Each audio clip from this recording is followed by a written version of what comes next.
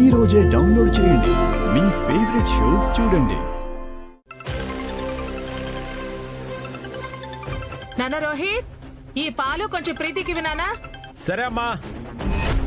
దాని కడుపు పండకూడదు.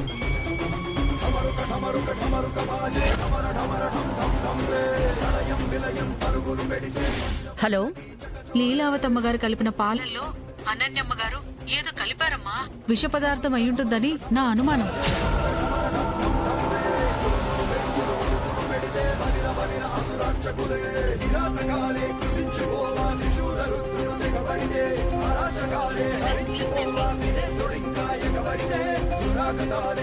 ప్రీతి,